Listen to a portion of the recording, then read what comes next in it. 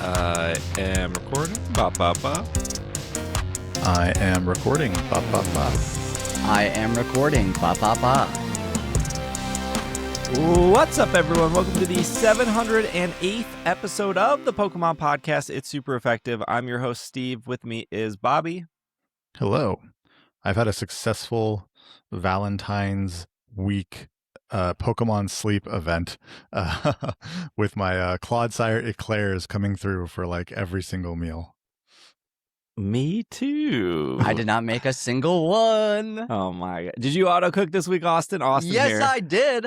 Hello. I did in fact auto cook this week, and I'm also kind of, I think, getting a cold. So that's where we're at in life right now. That's your punishment for auto cooking. It probably is, and that, you know what, that is what it is. It's fine. However, I did go through and delete all of the Pokemon, like the berry ones that didn't have the berry finding S or whatever. Nice. Oh, okay. I got rid of over 100 Pokemon. Oh my god. Wow. So that really helped clear everything out. Perfect. So good tip. All right. Well, can't win them all, I guess. Loaded show for you guys today. Here's the plan. This week we're gonna talk about we got the pinball machine was officially showed off. We got some pocket news. People were invited to preview Pokopia, so we know more about that. The SuperBowl commercial happened, and on a separate press release that also happened during the Super Bowl, they talked about a new event that they haven't talked about since. That was really weird. And then we're going to try to run down some Pokemon Day stuff. And whatever we do not get to, which is probably a lot because I think I'm leaving some stuff off, we will put into our bonus segment for Patreon users, listeners, Patreon subscribers, whatever that word is. And then next week, Bobby and I will be in LA. We booked the podcast studio, which we will not be late to because the late fee last time was a lot of money. And I believe we will be there with the folks over at the GoCast. So obviously we will be in LA for Kalos Tour. So that'll be a topic for next week's show. So next week going to be a little bit Pokemon Go heavy, obviously, for Kalos Tour. If you are going to Kalos Tour, Bobby and I will be there. No Austin. Couldn't get him to come. Couldn't make it. We told him if he didn't auto cook, we would offer to pay for his flight, but he couldn't. I messed it all up. I'm sorry. I believe Bobby and I will be in the park on Friday. I don't know, probably Pasadena area on Saturday, and then Sunday, I don't know, maybe Santa Monica, unsure. Yeah, something like that. So somewhere in LA. Yeah, we'll play it by ear. LA is a very small city. It'll be easy to find us. Totally. Very easy. And then the week after that would be our Pokemon Day episode for whatever they announce. Black and White remakes. No, I'm just kidding. I can't wait. No. Black 3, White 3, finally. Okay, let's dive into Pokemon news. Last week we talked about they announced a $13,000 pinball machine. We have the details. This is off Pokemon.com. Stern Pinball's new Pokemon pinball machine now available. You cannot get this off Amazon. You just can't go to, Amazon.com and get your 2-day free shipping. You have to go to Stern's website and you have to contact them. There's not even a buy now button. No, this is serious. You have to send them an inquiry that you're interested.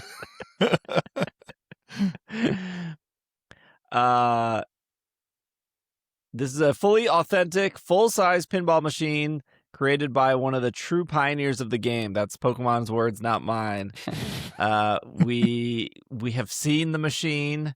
They're saying there's Bulbasaur, Charmander, Squirtle, Pikachu on your team. You will use the flippers for a unique Pokemon journey.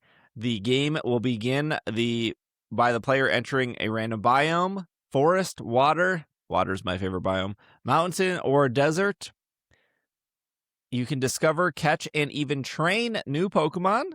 Occasionally, you will encounter Team Rocket. You'll have to prevent them from capturing a Pokemon during a frantic multi-ball sequence. I watched a 15-minute video of a guy who very clearly understood multiple pinball machines, but very obviously had no clue what Pokemon were. And let me tell you, I know this man must have been older than me. Or maybe the same age as me. I don't know.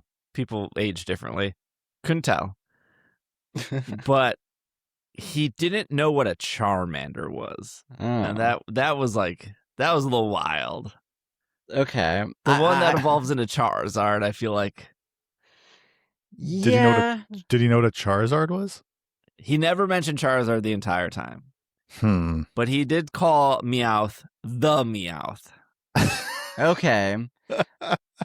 Well, not great. Not a great start. He knew Pikachu.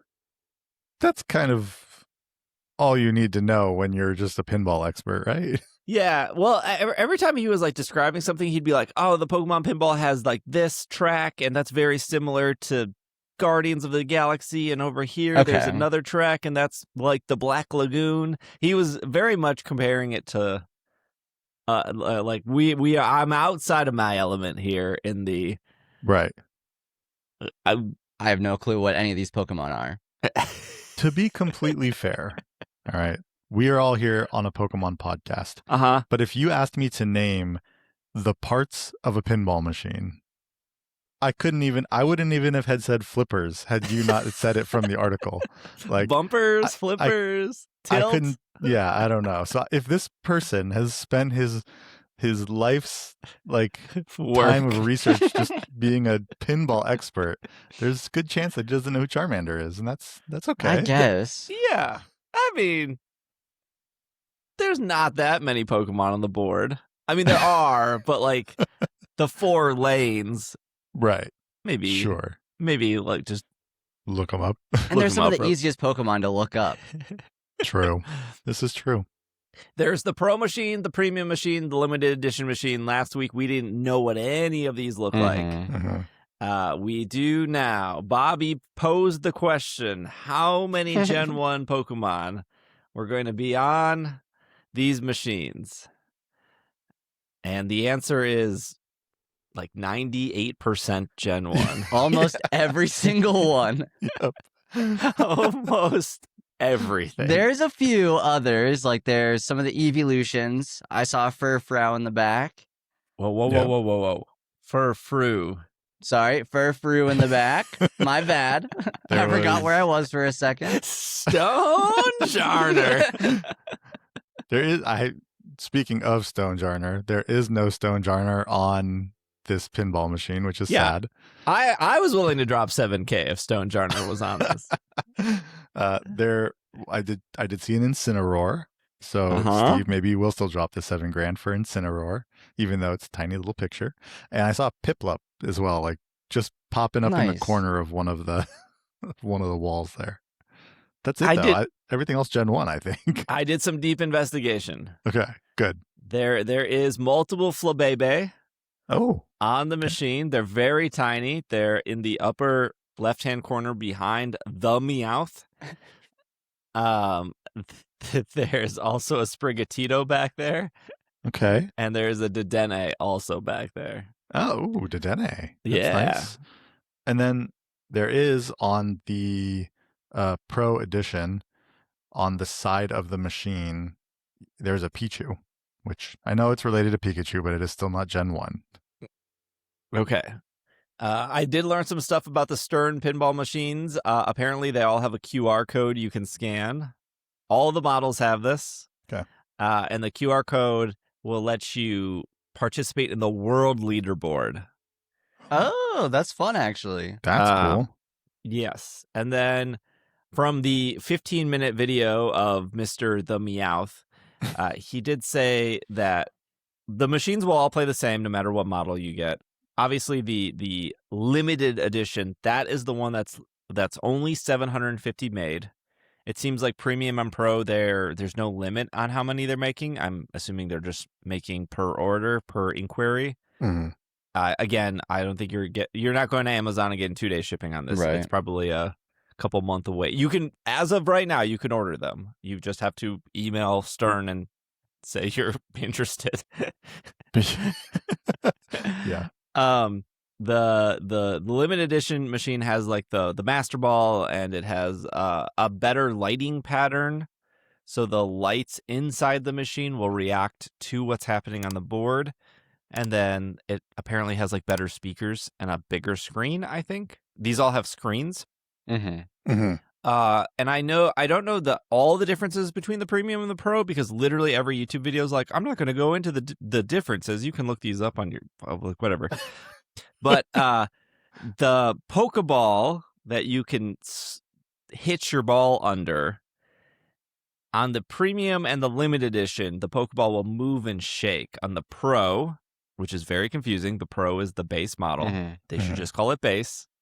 The Pokeball doesn't move or shake at all, but it's still, the whole game still will function the same. Got it. Also, the Pikachu, which in pinball they're called the mechs. Any of the like little creatures that like move around, they're just called mechs. Okay. There's some pinball terminology for you guys. The Pikachu mech in the Pro does not move at all, but in the premium and the limited edition, the Pikachu will like move its head to like look at the ball. Okay.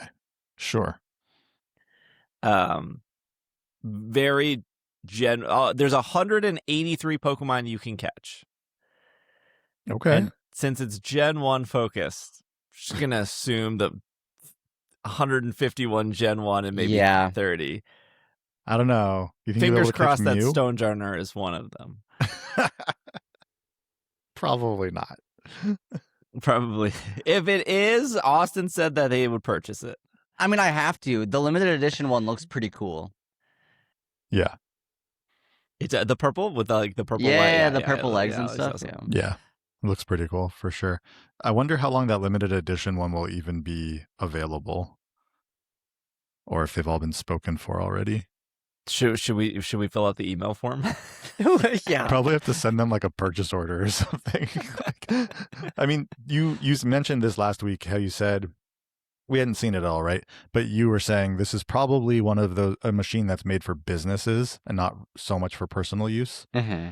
And I mean, clearly it is, right? You can just the way it's designed, it's made to be put into a business, right? So I still think that the limited edition ones will probably get picked up by a lot of collectors and won't go into like a business. But I wouldn't be surprised if there were some businesses out there that jumped on the limited edition one, especially if they're like a pinball like bar or something, or if they're like a pinball, like an establishment where they just have pinball machines.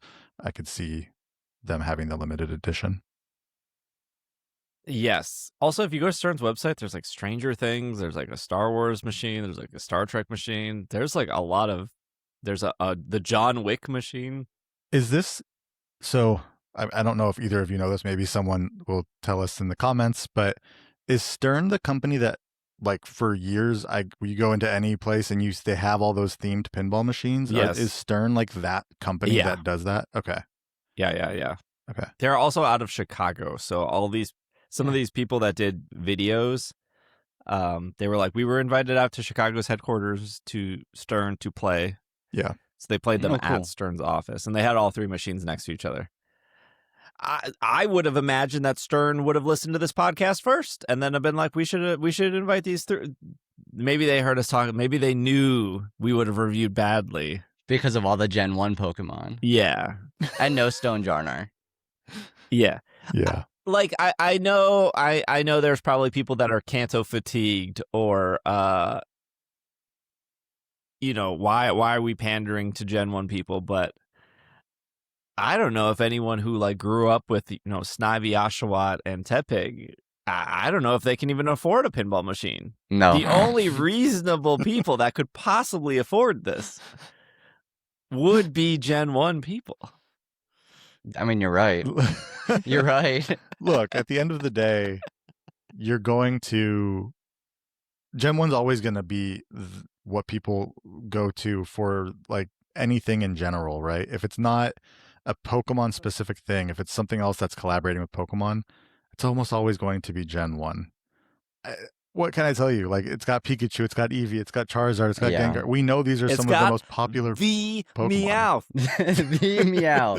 And you can see that this is somewhat based on the anime a little bit as well. Yeah, right? it does seem anime based. Yeah, and I think, I don't know, I get it, like people being tired of Gen 1, but that's what it's probably always going to be. Yeah. I actually think it's kind of cool that Meowth is like the focus, like the little Meowth balloon is the other mech Yeah. in this. Like I would just imagine it would have just been a big Pikachu and maybe a big Eevee, but it was kind of cool to see Meowth being the the other mech that like drops down. So Yeah. It looks awesome. I think it looks great. Like I could imagine very casual people walking into a bar that has like 3 pinball machines and wanting to play this just because they know Pikachu. Yep. Yeah, exactly. I'm not a casual player, but I'll definitely play this if I see it in anywhere. Like if I'm in a business and it has this pinball machine in there, I will if absolutely. If it's ever somewhere, you got to play it. Yeah, I'll absolutely play it. Yeah, no, it looks great. Okay. Shifting gear. Where is my notes? Shifting gears. This article was both surprising and not surprising to me. So there was this is off Go Nintendo. Pokemon TCG Pocket dev admits struggles in retaining existing users. This is not a clickbait headline article.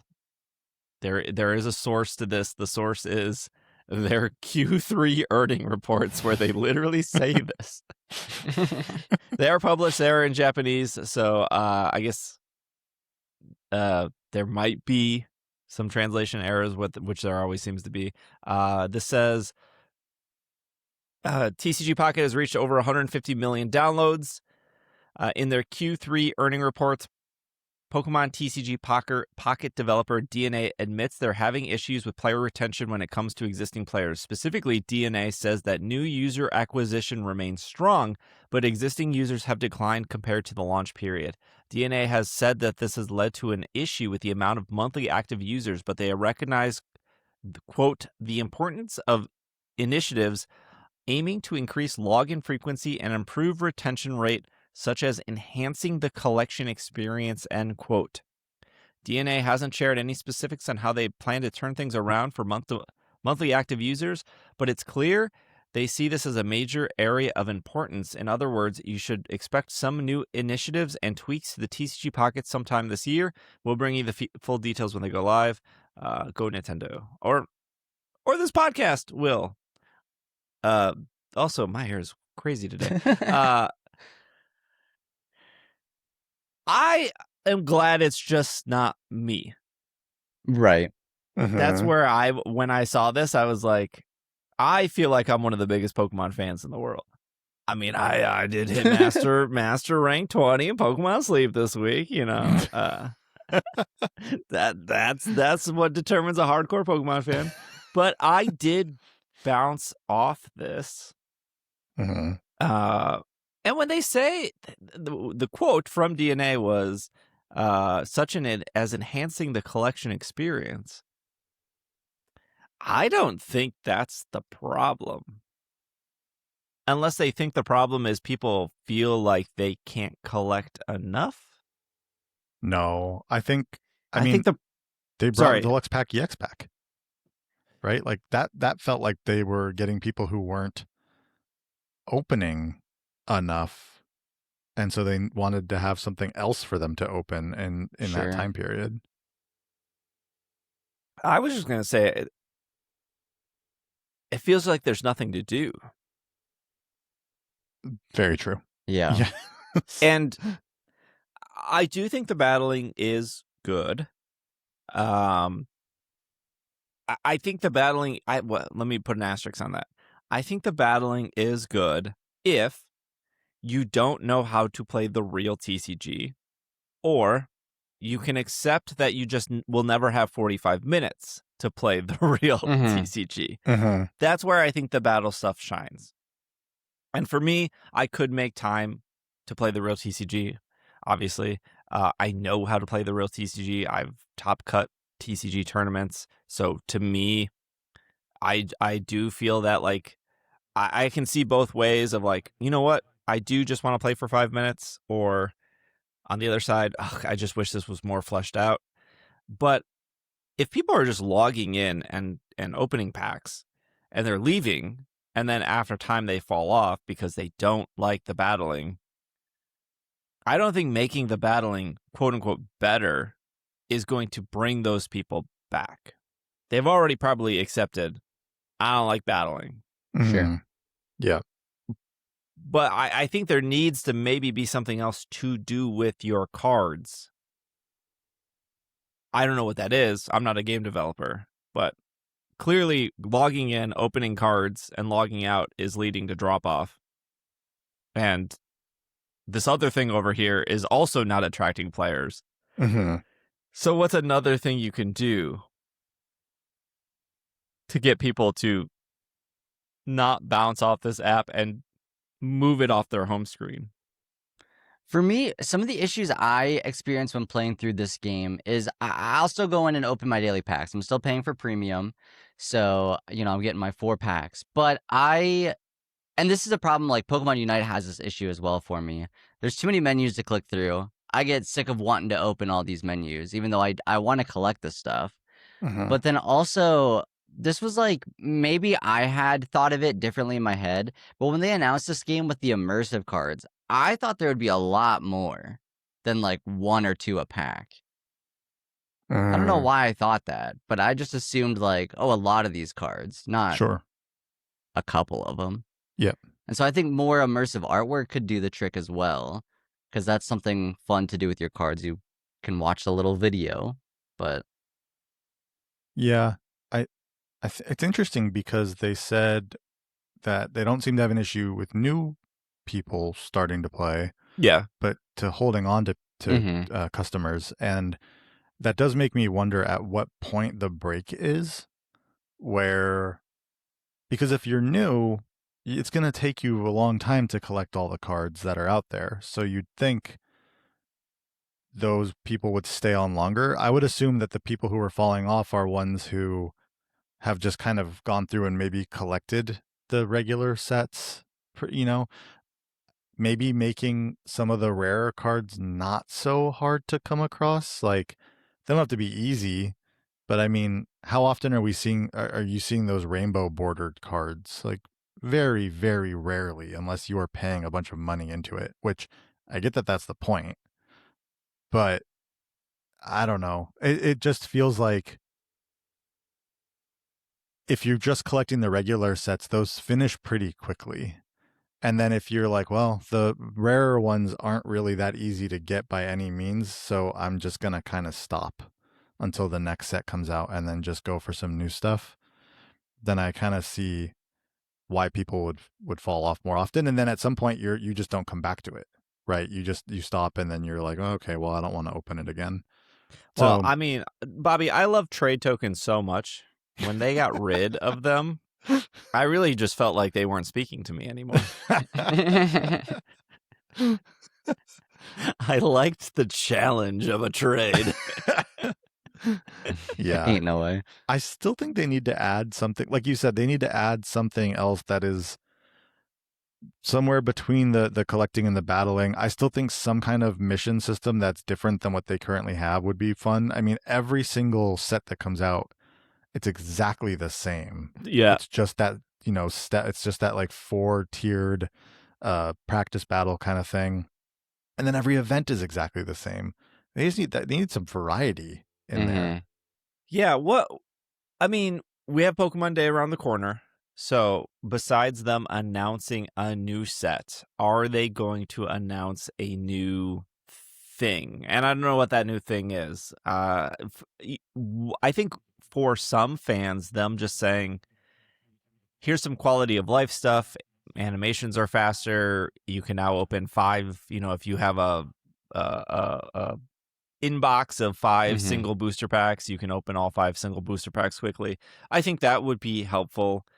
But I'm almost thinking like a raid battle in TCG Pocket, where they did this with the local. Like if you went to an in-person event, they would have one. That's what they did with the jumbo cards, right? They would have one jumbo card, and then 4 people could bat. And they made print and play that you could just get off Pokemon.com. Like it wasn't super popular because it involved in person and it involved some new rules. But that's like another thing you could do with your cards is maybe we just battle a big jumbo card, or maybe we battle the immersive with another player or something. I say that as one, I don't really expect that to happen. I also say that with that's probably not the best thing to happen. But I'm just trying to put out like what else can we do with our cards that isn't display them on a collection. Yep. Or do literally what we've been doing for 2 years. Right. It's always the same events. Although somebody did bring up to me, they haven't done the Wonder Pick event where you can like the sneak peek event. I feel like that's not happened recently, right? I couldn't tell you. It's been. I feel like that one's been a minute since they brought that back. But those were always a good one. Yeah. Another thing that I think could keep people coming back more frequently is if they just ever so slightly lowered the pack point prices, because then that could make getting the rarer cards a little easier, and it has a reason for people to come back because it's like, oh, I'll actually be able to afford this eventually if I keep opening these packs. So that could help too. That's true. Well, we are getting UI changes in the summer of 2026. So whatever they announce on Pokemon Day, they'll be like, "We heard you. It's coming in 2028. Don't you worry." Right around the corner. We cannot possibly mess up our current road plan.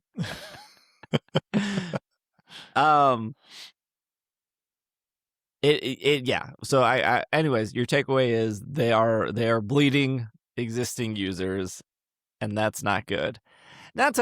And before we go to break, I will say what you will about Niantic, and say what you will about Pokemon Go players, because Pokemon Go players love to complain. Me too. Don't get me wrong, but if you have made it through the raid changes, the price increases, the whatever, like, and you're still there playing the game, that you I don't think Niantic has ever said they're bleeding users. I don't think so. I mean, I'm sure there are less people playing Pokemon Go than there were in the summer of 2016. Yeah. But they're probably not making a whole lot less money, because I would imagine most of the people playing in summer of 2016 weren't paying anything. Yeah. They were just playing it casually, right? So even if they have less customer base, they're probably making enough money based on the players they have. Well, and we've talked about this before, where people will look at 2020 and 2021 as Niantic's highest years, and then it has slowly gone down since then. But on this show, we brought up Gardenscapes and Clash Royale and other games had the same trajectory. They dominated in 20 and 21, and then they slowly went down. And a lot of reasons for that is, people were at home, so they were playing more mobile games. People weren't going to bars or baseball games, so they were spending more money on mobile games. So I think part of the reason why Pokemon Go is so good at retaining users is because there is so much to do. Like, you could, think of how many players that, still haven't gotten their Jirachi yet because they just never interacted with the buddy system. Yeah, that's true. Yeah. No, and there were some people like me who, I kind of liked the buddy system, and it was always kind of just if I'm logging in, I'm getting my buddy out, I'm working on a buddy consistently. And so when that came around in Jirachi, I was like, oh, I'm done. I have 20 best buddies, and it only needs 10, so I'm already good. And then other people were like, I don't even have one best buddy. That was me. I was the other people. No. I had one best buddy at the time the Jirachi thing came out, and then spent like a year getting. It was just Farfetch, 9 wasn't more. it? I think it was just Farfetch. Yeah, that was To my be fair, best I buddy. think I only had like 3. So Yeah. Oh, okay. Do you have 10 now? yeah. Now I do. Same. Yeah. Oh, okay. Yes. All right. Well, we'll see what Pokemon Day brings to TCG Pocket. Speaking of Pokemon Day, Pokopia is right around the corner. I'm assuming we're going to get a final trailer or final something for maybe they don't even talk about it that much because it'll be out a week later. But there is Pokopia previews. So let's take a quick break, and when we come back, we will talk about Pokopia. And we are back from our break. Pokopia. So I feel like we can't talk about Pokopia without mentioning game key cards. It's fine. We already did that conversation last week, right? Mhm. Oh yeah, that was We on the did. bonus segment. Oh, true. It was the bonus segment. It was. If you want our thoughts on game key cards, you got to pony up $5. Steve loves Patreon.com. Listen to the full conversation.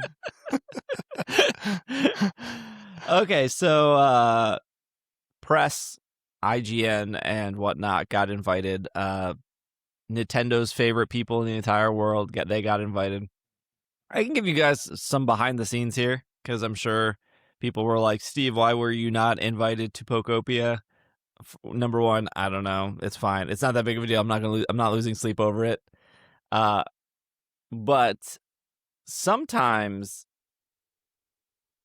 usually when I get invited to events, it's by Pokemon and it's not by Nintendo. And I need to remind people consistently that even though Nintendo owns 32%, we know the number. We know it's 32% because we can look at Nintendo's earning reports where they report that they own 32% of the Pokemon company. Just because they own 32% of the Pokemon company doesn't mean that they're not different companies. Right. Correct. Yes. Mhm. So, like TCG Pocket, Masters, Sleep, even Worlds, I'm dealing with Pokemon, the Pokemon Company International, which is a subsidy of the Pokemon Company. And then Pokemon game that is published by Nintendo, that would be Scarlet and Violet, Sword and Shield. Nintendo normally takes over in that instance. And you're probably like, why does Nintendo take over? Well, they're the publisher, so they're in charge of marketing the game. They're in charge of commercials. They're in charge of, demos. They're in charge of getting this game out there. And that's like the biggest benefit to the Pokemon Company, right? Yeah. Is marketing. On that point real quick, when Legends ZA was being demoed, wasn't it Nintendo employees that were It was. that were actually the ones like demo at the games to demo for you? Yes. Yeah. Yeah. In that case, just like that, like it's Nintendo employees doing all of this, not the Pokemon Company employees. Yes. Yeah. A lot of people, including IGN and Cerebi, they played about like 90 minutes. So we have the articles here, but I think I watched maybe 3 or 4 preview videos. People recap. I watched Joe's. I've watched IGN's. I watched Eurogamers. I actually think if you're to pick any of them, I think Eurogamers is probably the best. I think they cover the most, and like everyone else kind of just has repeating points. Okay. So I think if you want to see a preview of, this is not Eurogamer's not paying me. I don't know anyone at Eurogamer, but I do think out of all the ones I watched, I was like, oh, I think Eurogamer had like the best coverage of it. Give them a chance. Yeah, It's been a while. give those European people a little love. We'll see what we can do. But multiple previews said that this game was like Viva Pinata. Yeah, I saw that in the articles. And when they said it, I was like, how did none of us clock this? Mm-hmm. I never played Viva Pinata. I didn't play it before. That's the Okay. thing. But you heard of it, right? Like, Yeah, of yeah. course. Okay. Yeah, and they all pretty much said the same thing. Like, it's not really Animal Crossing, and it's not really Minecraft. And if they were to describe it, it was like Viva Pinata. But everyone was positive. And Yeah. everyone was like, this was more fun than I thought it was going to be. Yes. I did think it was interesting how they did mention that there is like an end credits to it. I mean, to be fair, there's an end credits to Animal Crossing. Is there? Yeah. Okay, I'm gonna admit something to both of you and to everybody out there listening. I've never actually played Animal Crossing before. That's okay. What? That's all right. Yeah. None of them? I never played the earlier ones, and then when the newest one, New Horizons, came out in 2020, I was still so focused on Sword and Shield, I just never really picked it up. I wanted to. I was like, I'm going to pick this up at some point. I really think I am. And I just never bought it. We Now have is the very time. different pandemic experiences, Bobby, if you didn't play Animal Crossing. We did have very different pandemic experiences. I also had a brand new baby during the beginning of the pandemic. Yeah, I can't relate to that one. That will do it. But yeah, never played Animal Crossing. So I know a lot about it. Like, I've obviously been a part of a lot of conversations about it and like read a lot about it, but I've actually never played the game. So I did not realize there was like an end credits to Animal Crossing. Yeah, but in New Horizons, the end credit is as soon as you get KK Slider to come to your island for the first time. The credits is that what it is? Oh, Yeah. You're right. Because when he's doing his song, the credits play, right? Yep. I see. Well, I think some more behind the scenes. This is why you listen to the podcast. More behind the scenes. There were in multiple of these videos, they said that there was a multiplayer experience, and they had to go to the island, and then they had to help a creature cross the water. And for some reason, none of them said Pokemon. They said creature. They said creature, but like it's for sure a Pokemon. But this is a Nintendo thing. And I don't know why Nintendo does this. So when they brought me out to, I've talked about this before. When the Pokemon Company, not Nintendo, paid for me to go out to the Eiffel Tower to play ZA, who was previewed by Nintendo. Right. Nintendo didn't pay for my flight. The Pokemon Company did. We did our Rogue Mega battle against Victory Bell, and then we did the Area 8 or whatever with that the Houndoom and the Binacle. They were very strict, Nintendo was, of saying, do not mention Pancham is in this game. They were like, you will see the Pancham. Do not talk about Pancham at all. And we were like, oh, okay. Now you might think, Steve, what did you see with Pancham that you couldn't talk about at the time? I'm going to tell you nothing. I don't know why they told us not to talk about Pancham. Now, if you played ZA, you know that Pancham is one of the first Pokemon you fight with your starter. Right. We never had that experience. We never fought it. we saw it. There's an Easter egg in ZA. I don't know if you guys know this, when it says like pick your starter Pokemon. Yeah. You can like walk around and say you want to pick Pancham as your starter Pokemon. Oh, I didn't know that. Yeah, and then the girl goes, "No, Pancham's my Pokemon. You can't pick pick that one." But again, we never experienced this. I don't know why. No clue. Sometimes if they're like, "Hey, we don't want you to talk about this feature early," you'd be like, "Oh, okay." Yeah, that's fair. But they were like, "Don't talk about Pancham."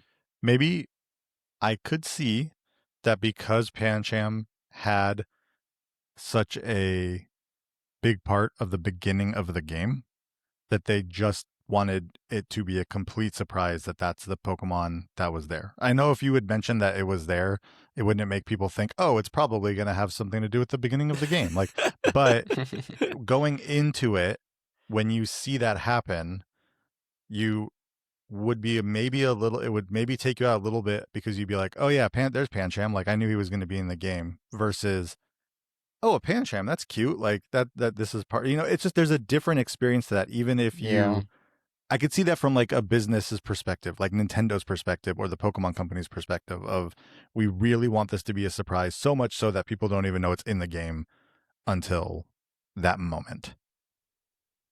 Just playing devil's advocate a little bit. But No, Yeah. so I'm assuming the Pokemon you help cross the water is a Pokemon we haven't seen yet.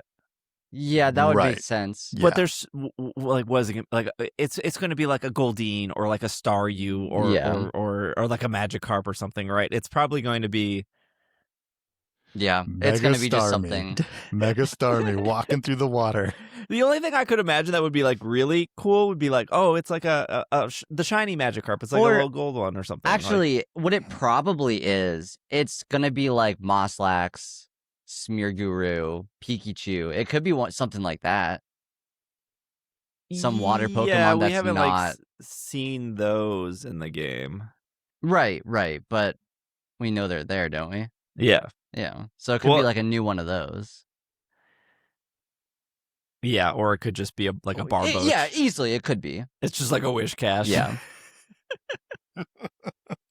I'm trying to be hopeful. I don't know. All right. Dondozo. Yeah, what if it's like a new Dondozo form? Or what? Not a new form, but It says this comes with our interview with Takuto Edagawa, Chief Director of Pokemon Pokopia.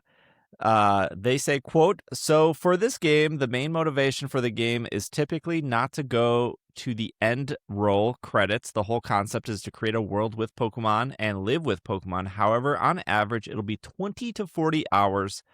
But that would really depend on how players play the game." That's the C credits. There is more things to experience after end roll credits. So it depends on what you mean by content, but I believe players will be encouraged and will be motivated to play the game past credits.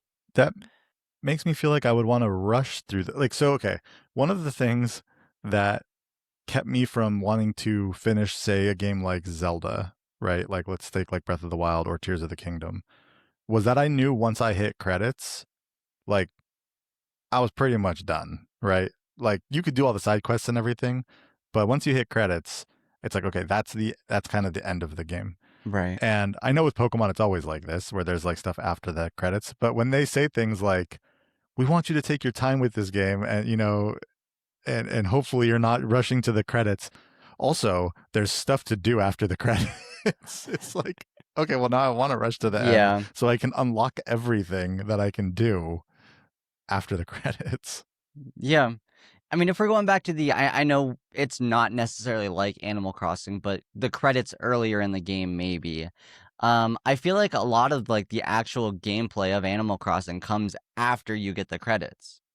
And so I think this could be like a similar thing where it's like, yeah, here's all like you got to learn how to build a town, build some houses, get Pokemon. But then once the credit ends, you kind of have like free roam to do whatever. Austin, are you, as the resident big Animal Crossing fan on the Sure. show, are you more excited after previews? Yeah, I am actually. It looks really good. It doesn't look as Animal Crossing as I had expected at the start, but it doesn't look bad. It actually might look better. But it could just be that it's Pokemon, so it's got that going for it. We also learned that Omori is director / producer. I don't remember which one on this game. Uh-huh. And so does that mean Gen 10? Assuming when they announce Gen 10 this year, that would be the wildest shock. Actually, is in like 2 weeks they don't announce Gen 10, even though it's been the longest we've been without. I'd be flabbergasted. Without a new generational Pokemon game. Yeah. Does that mean that Gen 10 has a new director? I don't think so. I mean, you could easily be on a project and not really contribute that too much to a project. We've seen that with movies before, where people just like buy their way on to be. Like, I just put his name on as a producer; it'll help. I mean, that was me in high school with all the group projects. I didn't do anything, but I was there. I feel like there's a difference between a producer. I mean, think about like if you were talking about like the director of a movie, or you're talking about like a producer for the movie. Yes. There's a lot more work that's obvious. There's a ton more work that's going in for the director than there is for a producer. And I feel like him being the game director, I'm just thinking there's still a lot of work to be done there. It's not like he could just pop in and out. So I don't know. Seems interesting. Have there been like game directors? Like, was Omori the game director? He was the game director for ZA, right? I believe so. His first game that he directed was Black and White. That was like a big deal. That was like Masuda saying, we're gonna pass this down to like a younger generation. He was gonna like step back from directing. Mm-hmm. He is one of 2 directors on ZA. Okay.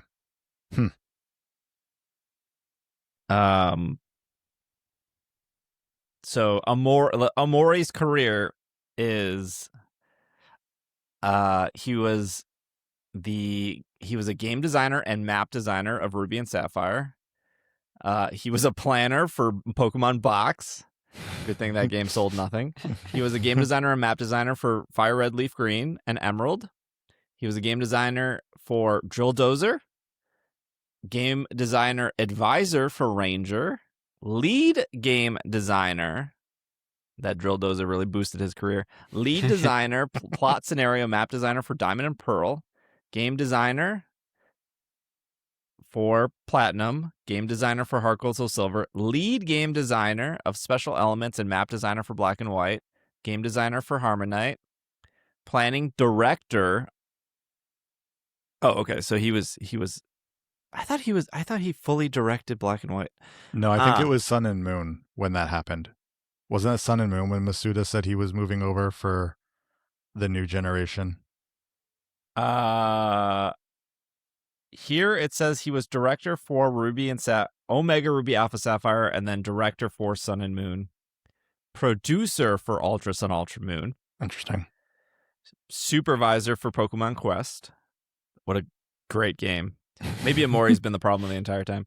Pokemon Let's Go Pikachu, Let's Go Eevee, only producer, director and concept for Sword and Shield, producer for Legends Arceus, director for Scarlet and Violet, senior director, general producer for ZA.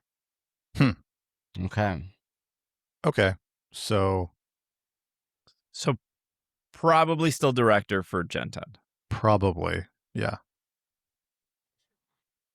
Although senior director sounds higher than director, but it also sounds like maybe he didn't do much on ZA. Senior director for That's ZA true. and senior director for Pokopia.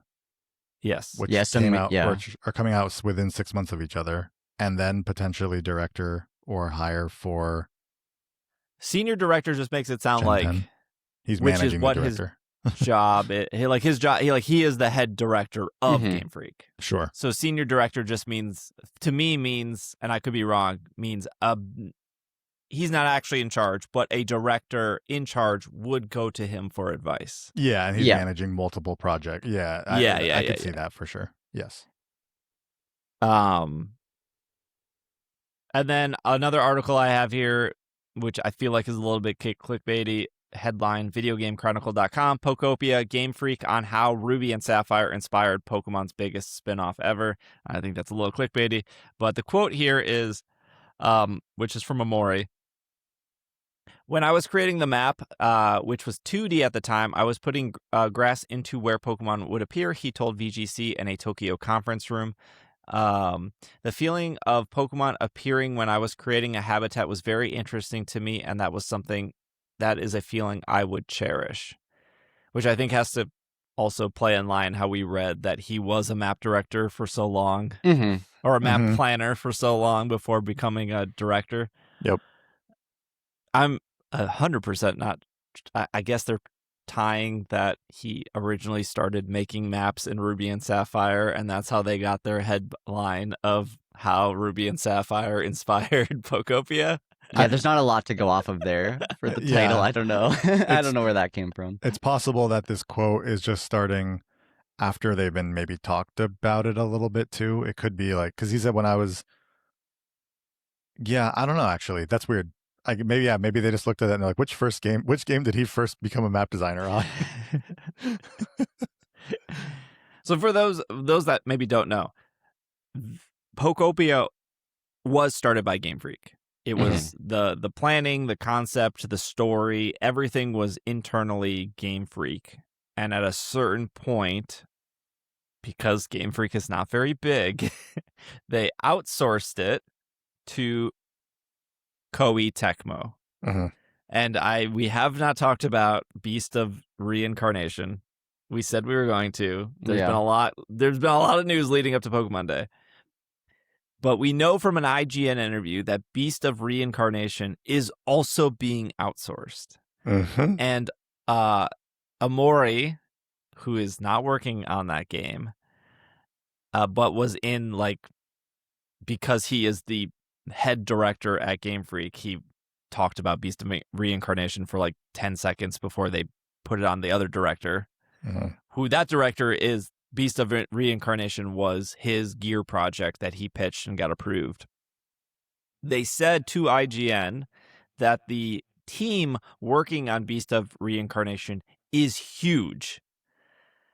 In the last 30 years of Pokemon games, has there never been anyone who's worked for Game Freak that was like, yeah, our team is huge? Game Freak is pretty small. Game Freak is not a huge team.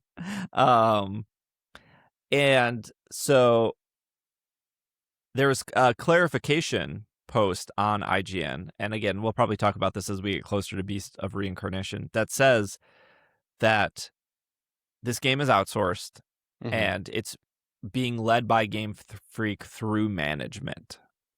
Yeah. So maybe a good thing. Also, maybe a good thing for Game Freak, where they don't have to hire more people and then figure out where to put them and then to pay for their insurance and then what to do with them after a game is over. After this game is over, they don't have to worry about it anymore, right? Right, exactly. That's why that works so well. So yeah, Beast of Reincarnation is outsourced, and I'm sure there's 6-7 Game Freak employees overseeing a huge team doing that. They were working on Pokopia. Pokopia is now being outsourced by Koei Tecmo. They were working on ZA, which they just finished. They've been working on Gen 10. They still have stuff for Scarlet and Violet. We already know they're working on something after Gen 10, right? We know their roadmap for a couple of years because of the Terra leak. Whether or not those come to, whether or not those games actually come out, we know they were at least talking about them, or there's a roadmap that their roadmap seems a little more efficient than TCG Pocket's roadmap. So I don't even know how you take 210 people and you spend 6 years of Beast of Reincarnation, right? When you've also in that 6 years made Scarlet and Violet, ZA, Pokopia, Gen 10. It's a lot. That's a lot. It's a lot to work on. The one thing they didn't show in any of these previews is nighttime. So certain Pokemon appear in certain habitats, right? Sure. I think with Timber, it was like Timber will appear in rain, it'll appear in fog, it'll appear in cloudy, it'll appear in sun. And then it was like it'll appear day, afternoon, night. So obviously there should be Pokemon that only appear at night. The other thing, because I know Pokemon fans always ask this question, I just want to pose this out here. The question is, will there be shiny Pokemon? And now that we kind of know how the game works, I don't know the answer to that, but I don't know how they would even do it. And the example I'll give is when they talk about getting Hitmonchan to appear. So we know how habitats now work because of all these previews. So a habitat would be accomplishing something in the world and a Pokemon will appear. So I think for like Combee, it was like get 4 flowers near a bed of water, and then Combi appears. And I'm sure at the start of the game, it's probably like put 4 pieces of grass together, and then Bulbasaur appears, and then Yeah. like. But for Hitmonchan, we know that it's put a boxing glove punching bag thing next to a bench. Mm-hmm. And those exist in the post-apocalyptic Kanto world that we exist in, which is obviously the story of why there's no humans, right? Mm-hmm. And you watch the trainer pick up the boxing punching bag and then put it next to a bench, and then a Hitmonchan appears. It does. If you want a shiny, I don't think you can get another Hitmonchan to appear. What would stop you from picking up the punching bag, moving it somewhere else, and then moving it back to the bench? I don't think that's going... I could be wrong, but I don't think that's going to force another Hitmonchan. Also, why would you need 2 Hitmonchans? Yeah, I don't think you would. Right. There were no there were no Duplicates. times where there were multiple 2 Yeah. of one species, right?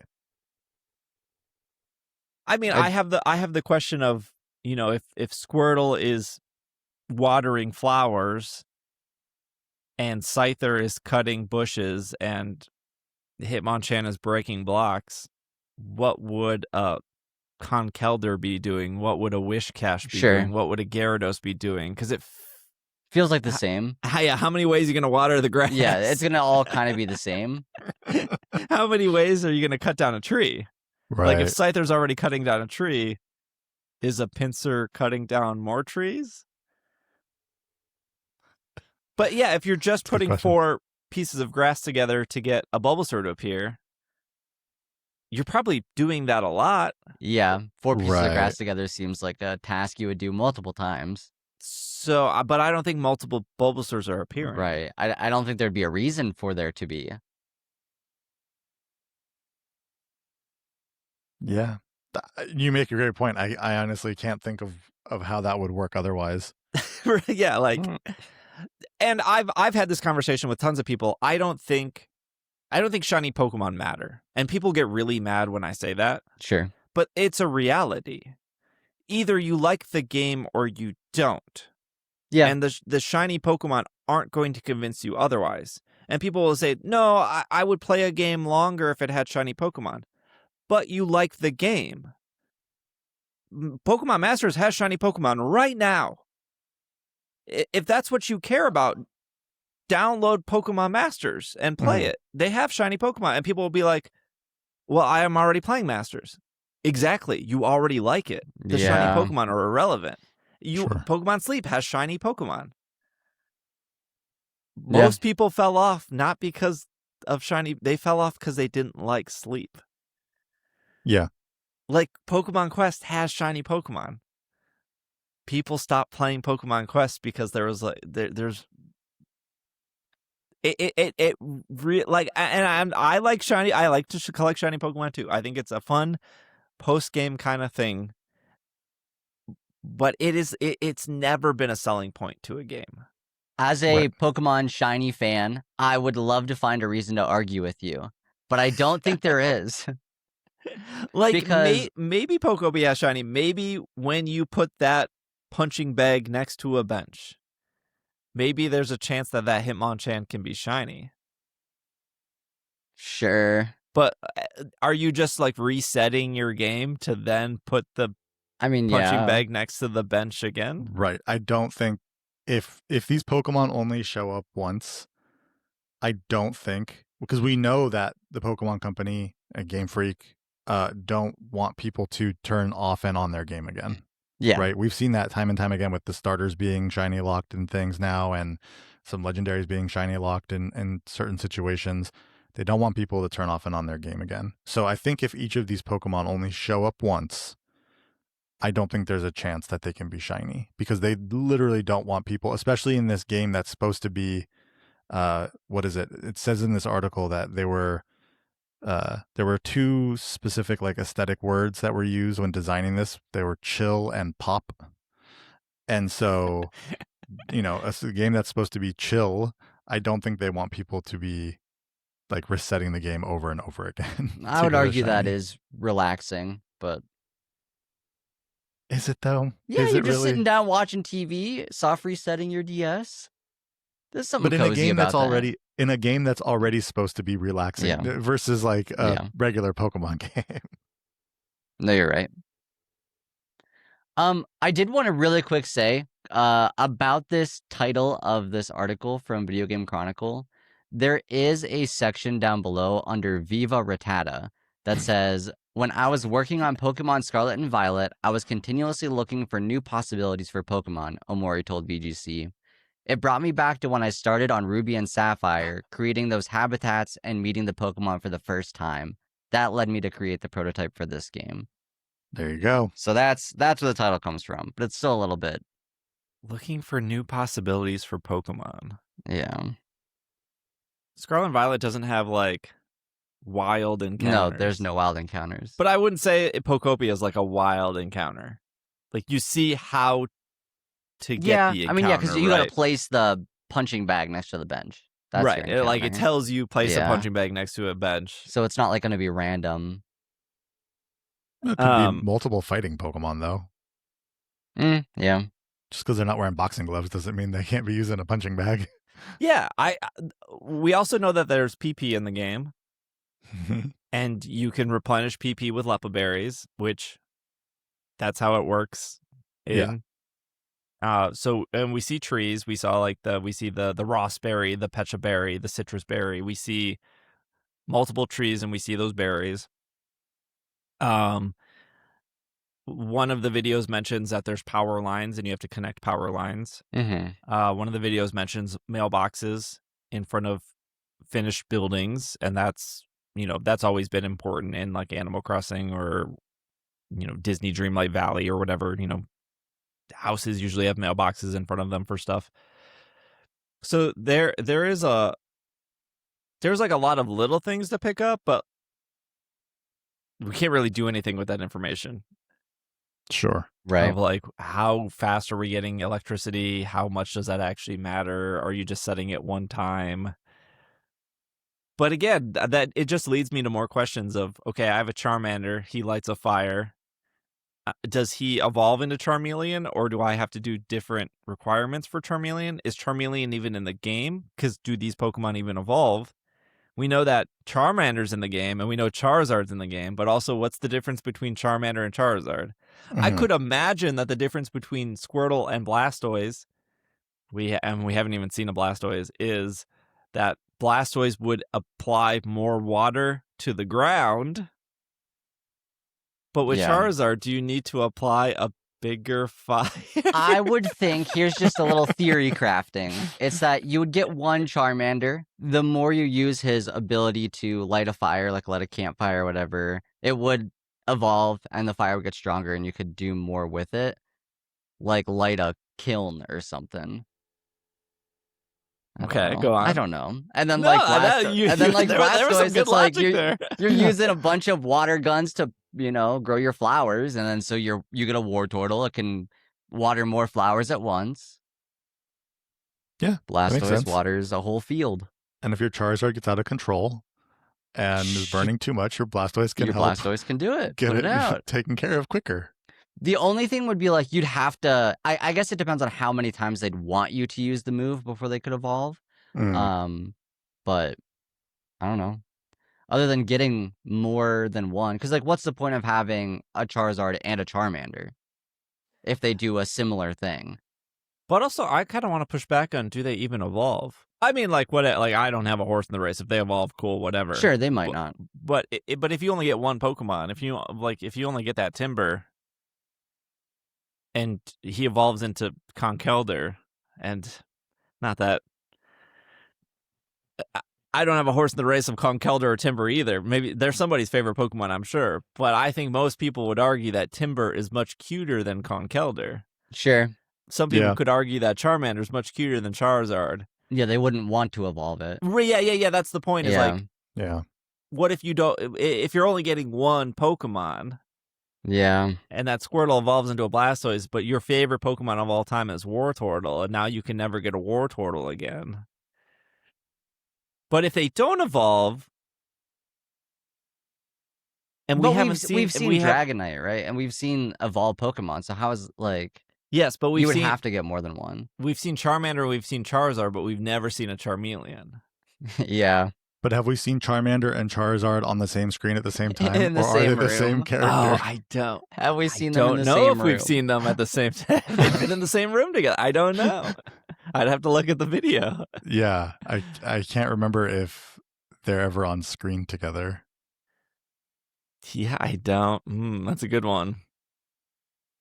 That's a good one. Yeah, that's. I don't know. I do also think, while Steve is probably looking that up or looking to see if he sees any, All right, I thought it was interesting that checking. they do mention that you would want to play this game day to day because there could be specific surprises on certain days of the week. I don't think that's not that makes sense. Honestly, I kind of thought that that was going to be like that. It's like Drifloon on Fridays. Right, exactly. So yeah, when does Red visit the island with paintings? Yeah. I'm looking at these screenshots. I'm not seeing a screenshot with two of the same Pokemon, or like Charizard and same family. Yeah. Yeah. Well, they probably did that on purpose. Although there's, I don't know, this maybe doesn't really count, but there's two different evolutions. But I don't know. But I mean, that. Yeah, that makes sense. Yeah, that makes more sense. I feel like you're gonna find the different evolutions. Yeah. Yeah, nothing. I know we talked about this right when they showed Pokopia, but do we think that Moslax, Pikachu, Professor Tangrowth, and Smearguru, do we think that these are new Pokemon in the Pokedex? I don't. I don't either. Oh, brother. All right. There you go. You do, Steve? Yeah, I think because this was made by Game Freak, I think yes. Do you think Professor Tangrowth is going to be a new Pokedex number? Pokemon 1026, 1028, let's say. Let's give it a couple. 1028 is Professor Tangrowth. Yes. Interesting. Okay. I'm okay with being wrong. Okay.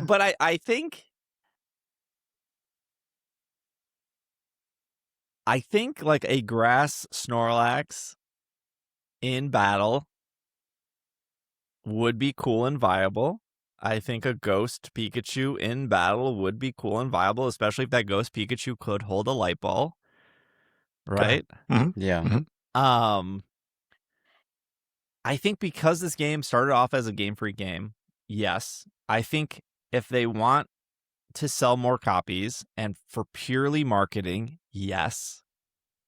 Like, oh, Moslax is really good competitively, and now I have to buy. Like, look at Legends Arceus. The only way for almost a full year to get an Amorous. Yeah. Yeah, that's true. And Legends Arceus had how many? Like, not a lot, right? It had Basculegion, it had Ursaluna, it had Braverary. I think I lean more towards yes. Is because like something like Blood Moon Ursaluna exists. Sure. And I think Moslax and Blood Moon Ursaluna are in like the same wheelhouse of existing. Like, why? We just got Ursaluna in Legends Arceus, and then Scarlet and Violet is like, here's a Blood Moon Ursaluna that you can only get in the DLC, and you can only catch it once, and it has this unique ability, and it has this cool battle, and that's it. That's the only one you can get. All right. And I feel like Moslax is kind of like, it kind of reminds me of that. Yeah. I will say your Blood Moon Ursaluna argument is a good one. Got it. That's a good one. Do you think, so you think that these Pokemon they will be completely separate Pokemon from Snorlax? It won't be an evolution of sorts or anything like that. It will just be like... No, I think these four Pokemon are story, and I think that Here's another reason why I think it's possible. Is because if you want to unlock the ability to catch Arceus in BDSP, you have to beat Legends Arceus and then have that game read that save file. True. So I'm thinking like Blood Moon Ursaluna exists. I'm thinking the how it reads save files, and I can think of other spin-off games like Pokemon Battle Revolution, where that game gave you a Magmortar and a Electivire. So like spin-off games having specific Pokemon, we've already proven that. Blood Moon Ursaluna, already kind of, I feel like that's related. And my final point would be like Moslax, Pikachu, and Smearguru. Those are all pretty like unique names in itself of like new Pokemon. And before Scarlet and Violet came out, I was like, there's no way like Iron Moth or Great Tusk, those wouldn't be like real Pokemon names. Yeah. So like Professor Tangrowth being a name for a Pokemon doesn't even matter anymore. If it was before Scarlet and Violet and a Pokemon was called Professor Tangrowth, I'd be like, no way. And now we have like Iron Bundle. I mean, I remember okay. I remember back when Talonflame was announced. I'm like, that can't be Talonflame. Well, even when I first heard Professor Tangrowth, I just immediately thought of like Mr. Mime. Oh, sure. And that in itself was like, okay, I could see something like that. What would Professor Tangrowth be? You think it would be psychic or something? Because they always like psychic. They always match psychic with intelligence, and it's a professor. So I don't know, maybe maybe like rock grass or something. Oh, it could be something. Like, something like ancient power. Because I would think Smearguru would be psychic. Oh, true. Guru. Yeah. Maybe Smearguru would be psychic. I don't know. Guru. Like Guru. Yeah. Oh, like is it Oranguru? Oranguru? I Yeah. don't know. We got to look this name up. It's got to be Oranguru, right? Because it's an orangutan and a guru. Oranguru. Also, really quick, while you're looking that up, there is a screenshot with Lotad and Ludicolo in the same screenshot, but no Lombre. Okay. So Interesting. they do exist. Both the. So maybe they don't evolve. Maybe not. So maybe there is no Charmeleon. No, because I made that graphic of like all the Pokemon I've seen. Yeah. Right. And I thought at a certain point, well, what if I just put Charmander and don't put Charizard? Sure. Like, why? Because that's just more things I gotta like place, and that makes the graphic longer. And sure. But then I was like, but what if they don't evolve? And we haven't seen Charmeleon, so what if Charmeleon just doesn't exist? I'm not seeing middle evolution Pokemon. Oranguru, yeah. Oranguru. Yeah, that makes sense. That makes a lot more sense than Stone Jarnar. Just saying. Golisopod. We've been saying Golisopod, right? Golisopod, yeah. I was glad to see Minccino on there because I see a lot of people call it Mincino, and it's like, no, it's based off of Chinchilla, right? So Minccino. Yeah. Solgaleo. Okay. Solgaleo. Yeah, that sounds. Because it rhymes with Galileo. But then I always try to remember, does it rhyme with Galileo? Solgaleo. Solgaleo or Solgaleo? Solgaleo. Okay. Solgaleo. Solgaleo. Solga. Oh, you know what got me this weekend? Because they put out the Instagram post is Dragalge. I never thought of it as algae. Like really? Yeah. I don't know why I never thought of algae. It's literally before. algae. What do you mean? I know it is, but I never thought of it like that for some reason. So like it totally makes sense. I completely understand it. I don't know why I never saw it that way. Yeah, I feel like looking through the post, I was like, oh yeah, these make sense. I have no qualms with these. I'll be fair. Like I'll be honest with you. I don't like Dragalge at all. So I've paid zero attention to that Pokemon. I think that's in fair. its entirety. I was listening to something that said they said Garbodor. Is it a Garbodor? Garbodor, because it's just Garbodor. Yeah. But I remember I remember always saying Garbodor back when that came out because I didn't realize just the final word is just odor. Yeah. Okay, this will be our last thing before we look. I like how every show now we just verify. We gotta do it. I don't know where in the Pokedex it is. I'm glad we've Pokemon always said Ferrothorn right, or at least I've always said it right. I say Ferrothorn. Yeah, Ferrothorn, because it's Feroz, isn't it? It's Feroseed too, right? Feroseed, A lot of people call it Feroseed, Feroseed. I say Ferroseed. Yeah. We're slowly We'll converting. fix it. Yeah, We'll fix fix it. I'm glad Pokemon is like actually jumping out there and showing these mispronunciations. Yeah, now, it's fun. because I think they're just doing it because it's easy. It's such easy. Garbodor. Yeah, Garbodor. Yeah, Garbodor. They're just doing because it's easy. It gets so much reaction. Sure. Yeah, absolutely. But it's good. I think It's fun at least. Yeah, it's fun stuff for sure. Okay, hold on. Before we move on to the break or anything, I want to go back to this argument about the Moslax and Pikachu. Mm-hmm. So the one thing about Blood Moon Ursaluna that I will say is that it's the same Pokedex number as Ursaluna. Yes. Right? So in that case, do you still think these would be different Pokedex numbers? Yeah, I think they would be different Pokedex numbers because I think they are probably maybe not Professor Tangrowth. Sure. Okay. That one could just be a form or something. Okay. I don't know. They had no problem. Even another good example, I think, Meltan and Melmetal. Yep. They exist between Gen 7 to Gen 8. They were just in like Let's Go Pikachu, Let's Go Eevee. I just feel like they don't mind sprinkling Pokemon in between generations now. At this Meltan point. was a bug, right? That was a glitch, right? That wasn't supposed to happen.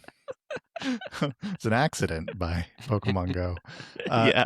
Who made that like model? that? I still don't like that they're from an unknown region. They're underneath like unknown region. That gets me every single time. I don't know. We need to find their region. I would argue that they're from, even though they're a Gen 7 Pokemon technically, because they came out before Gen 8. Yeah. I would argue that they're from the Kanto region. Because they actually have a Pokedex number in the Kanto region. Okay. Most mythical Pokemon, when they appear, they don't appear in the like you catch them, right? Mm-hmm. But they don't have a Pokedex number. Sure. Right. Whereas Meltan and Melmetal are 152 and 153 in the Kanto Pokedex. Right. Okay. I don't know if I like that much better than the unknown region. It's not that it matters or anything. I'm not going to lose sleep over where Meltan is from. No, I'm not, but it would be cool to know for sure. It also just worked so well with Galar being like industrial and everything, and their metal Pokemon that are like nuts and bolts. Yeah. Sure. One small thing really quick about Professor Tangrowth and the crew. I also think they kind of sort of soft launched the idea of Pokemon like this with Toadschool and Wiglet. Okay. Where it's like, this is not a Snorlax, but it's pretty close to one. Sure. So I see Austin is now moving over to my side. I have a point to help your side out, yeah. There's a name for that, right? For what those are called? Convergent. Convergent. I don't remember if that's a fan term or not, though. I think that's a fan term, yeah. Yeah. Okay. Because Pokemon still doesn't know what they want to label these. But I don't know. That kind of, I don't know. I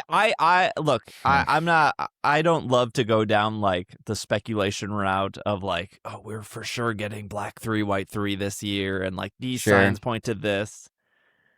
I'm just laying out the possibilities. And I think it would be cool if in the future there's a double battle and Moslax is one of the Pokemon across the field from you, right? Yeah. Sure. I just think it's hilarious that you said, I don't like to speculate. I Instant just want to lay all the possibilities out Here's there. all the possibilities. My initial thought when seeing these, I was thinking of the characters in Paper Mario, which is maybe not a great example, but this is where my mind went. Like Goombella. She is a Goomba right? Go on. Right, she's a Go Goomba, but they just changed a Goomba to have a character, and so I think this is just a Snorlax that has a character, and now it's a name. That was Okay. my first thought. I was like, oh, this is just Yeah, but then you What remember Captain Blood Toad. Moon Ursaluna exists. What Pokedex number is Goombella? there is one. I don't know. What There is a what- Pokedex. I don't What know. does shiny Goombella look like, Austin? I don't know.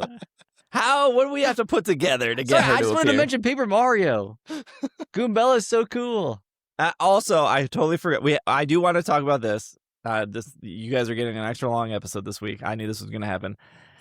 I think that number one, Pokopia. Okay. Two thoughts here. First thought is I still don't know why Pokopia is a Nintendo Switch 2 exclusive.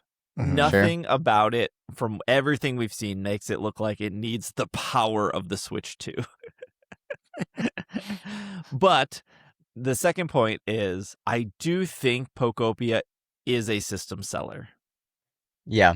I think people are underestimating this, and I think I like no one is going to sugarcoat or deny that Animal Crossing benefited from the pandemic. Mhm. We all accept that is fact.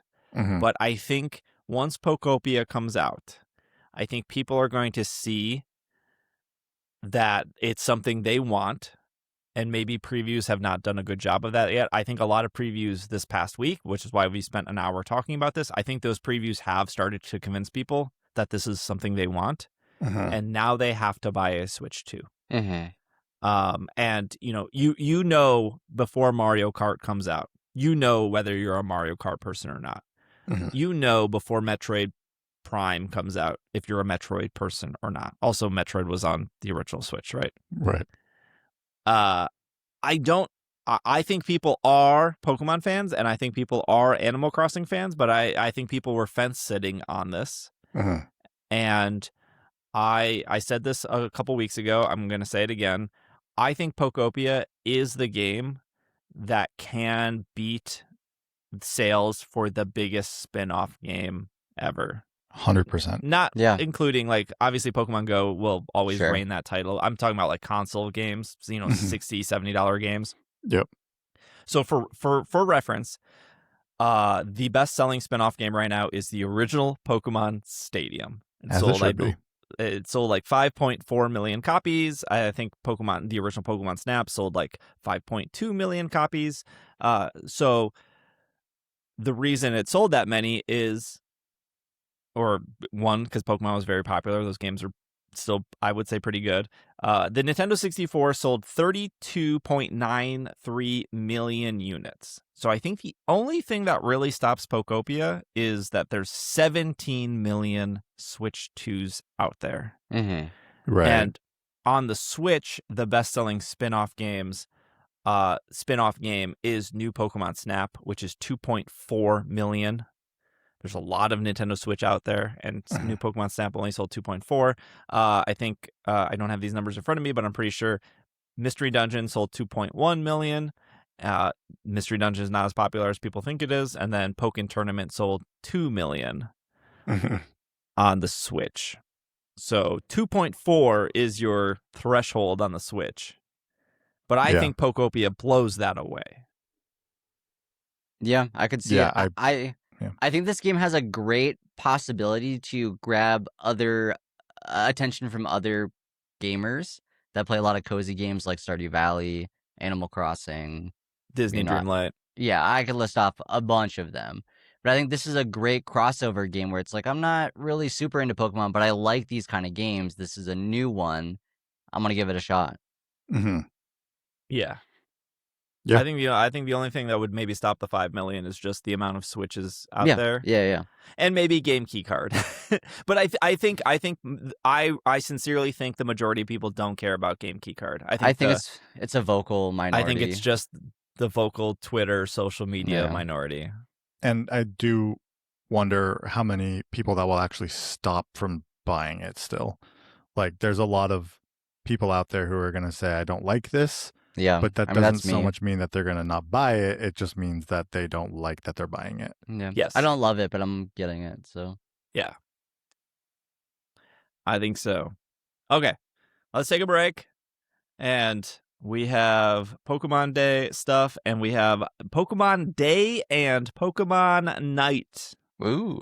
We will be right back. And we are back for our 30th anniversary / Pokemon Go 10th anniversary / what is your favorite Pokemon / Pokemon Day, Pokemon Night. Well, it does say here, celebrate 30 years of Pokemon, and then it starts with what's your favorite. There you go. So the Super Bowl ad played. It was crazy. They announced Gen 10 during the Super Bowl.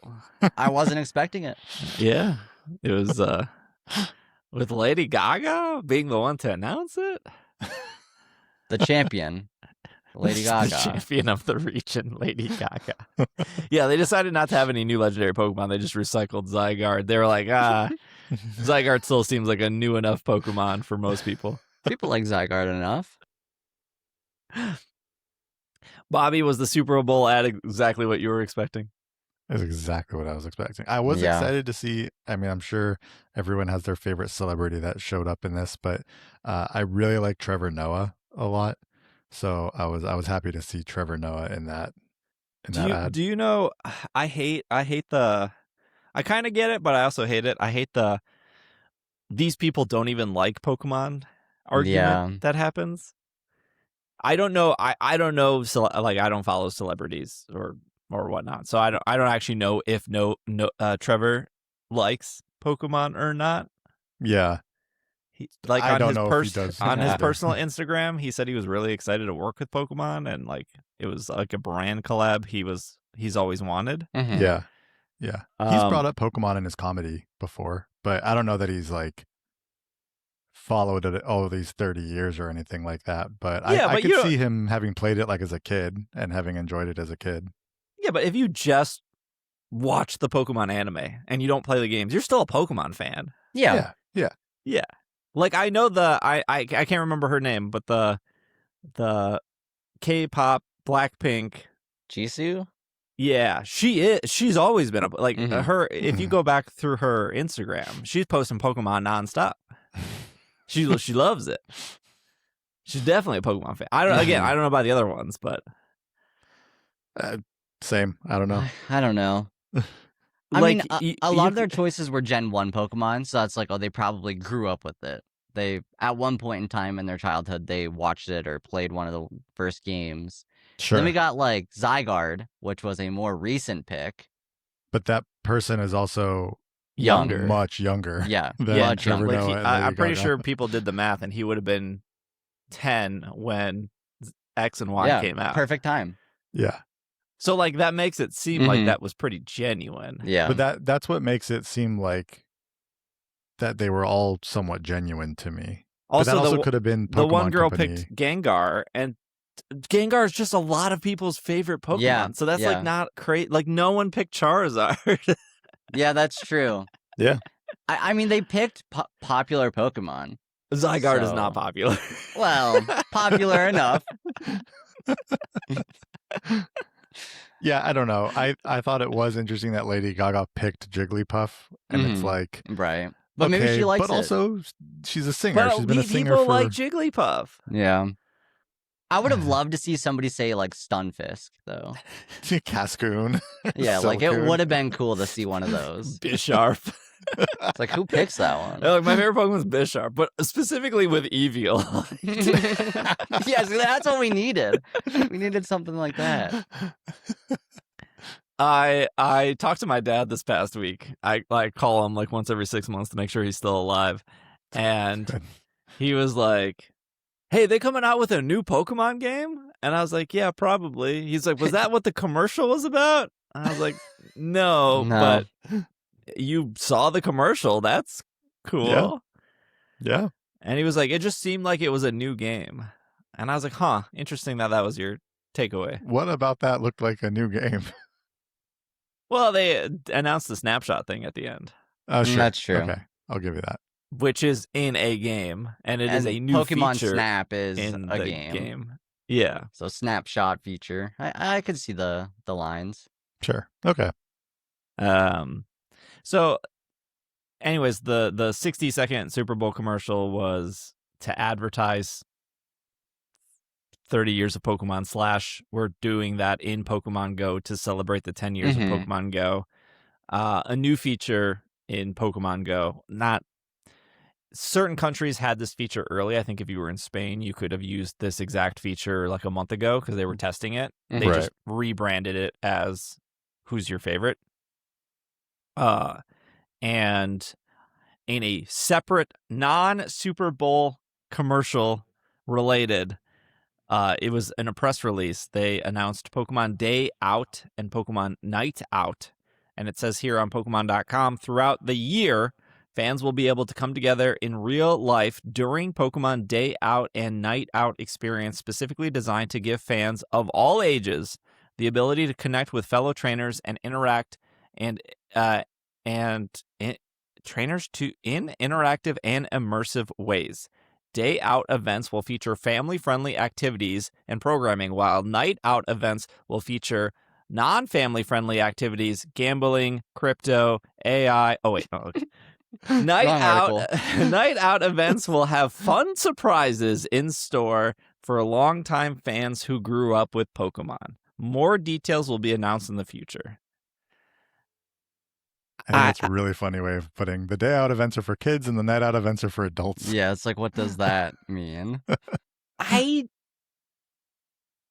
Okay, so the day out, the day out, night out was announced by the Pokemon Company International. Mm-hmm. It wasn't announced by the Pokemon Company. So I think this is a US thing. Sure. From my understanding. Probably, yeah. So that's the first thing, is I still don't see anything about it for Japan. Now the Pokemon Company International is in charge of, the one in Bellevue at least, is in charge of also Mexico and like Brazil and most of South America, and I think they're also in charge of Australia. And I did see different logos in like Portuguese. Okay. But again, I didn't see a Pokemon Night Out or Day Out logo in Japanese.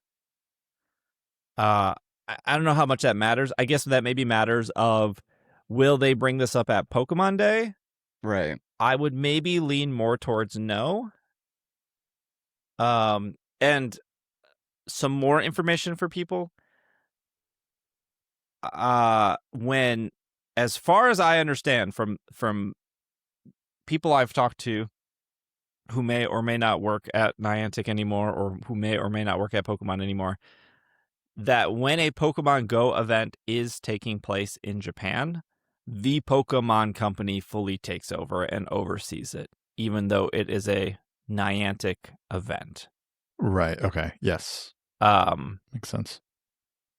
And Niantic just does their events everywhere else. But in Japan, Pokemon is way more hands-on with overseeing those Niantic events. Sure. So that's why I'm not surprised or confused why this has not been announced for Japan. Because they would probably run it very differently. Yeah. Right. I still think these events will have big Pokemon Go energy. But they're not Pokemon, from our understanding, they're not Niantic Pokemon Go events. Right. Yeah. But every like Pokemon thing that I've been to still has Pokemon Go stuff, Right. Yeah, they're right? always Like, there. True. Their presence True. is there. Yeah. I guess my question on what this is going to be is, these will be in-person events. But how, like, will they be all over the place? Or will it be like one? It does say events. So two. Yeah. Yeah, maybe two. Yeah. Like, or I don't know. I just wonder how far people will have to travel to go to these in-person events. And if there's a day out and night out and they're not going to happen, are they going to happen at the same time? Because like, how often are people able to travel to a location to do events, especially if it's like family friendly versus the ones that Would are they both be family friendly? You would think so. right. I don't know. You It would just think seems- so. Yeah, I don't know. I think when Pokemon says family friendly, I do think they mean that in a more for children, Yeah, targeted Yes. towards kids. Yes. Yeah. but they don't like to say kids Right. because like Pokemon has always been for all For- ages. For everyone. So like if you want to stand, like they do this in Japan all the time, where they have a area for coloring, Mhm. and if you color, you walk out usually with stickers and some other stuff. They're never going to stop an adult from Right, going in there and right, coloring. Right. But also, like, who cares if you want to get off your feet and color for a little bit? Whatever. I mean, at Worlds, they had that coloring section. I colored something. yeah, Yeah. yeah. The little card TCG thing. It's Yeah. not like once you turn 8 years old, you're never allowed to color again. It's also possible that that's true. I've done more coloring as an adult than I have as a kid. Mostly because I have kids who I color with, but either way, like I'm still point coloring. stands. I'm still doing the coloring stuff. It's also possible that the night out events just have things in addition to what the day out events have. Like I do wonder if the night out events might have some of the same things the day out events have, but then there's just like some additional things that better work for like a nighttime activity. Yeah. And Like, I don't think the night yeah. out events are going to, like, serve beer. No, No. I don't think so either. No, It's not just like a rave. But we already have our first taste of night out. We're going to be doing that this Yes. week, even though I think they're related, right? Like, I think this was always the plan, and Mm. I think they were just using Niantic as like a guinea pig here of like, will trainers come back to a stadium for a DJ show? We were right. It is a DJ show. Yeah. Mhm. Yep. I don't know if it's going to be the whole 3-hour set, right? Like, I don't Yeah, I don't know. I don't 'Cause- Well, it's also like there's also raids and things happening during that time, right? Yeah. So, yeah. But that seems like a what a night out event would be. Come to the stadium, you can play Pokemon Go, you can get some food, there'll be a DJ set. That pretty much seems like what a night out event would be. Yeah. Mhm. Now, I include in the show notes something else that it could be that maybe people aren't thinking of, but like for some reason they like that truck.